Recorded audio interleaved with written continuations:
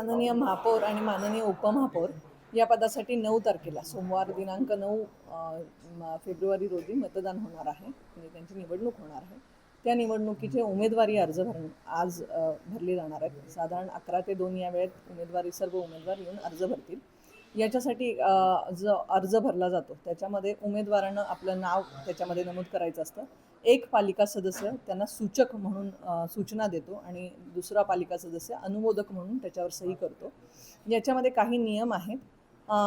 एका सूचकानं किंवा एका अनुमोदकानं एकापेक्षा जास्त फॉर्म शक्यतो सूचक किंवा अनुमोदक म्हणून सह्या करू नयेत. एकापेक्षा जास्त फॉर्मवर सह्या जर झालेल्या असतील तर पहिला जो अर्ज त्यांनी भरला तो अर्ज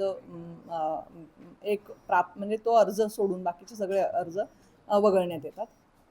दुसरं आहे जी व्यक्ती माननीय महापौर किंवा जे पालिका सदस्य माननीय महापौर किंवा माननीय उपमहापौर या पदासाठी अर्ज भरणार आहेत त्यांनी दुसऱ्या कोणाला सूचक किंवा अनुमोदन देऊ नये असं त्याच्यामध्ये नमूद आहे आणि त्यांनी अर्ज भरताना स्वतः जातीनं उपस्थित राहणं गरजेचं असतं.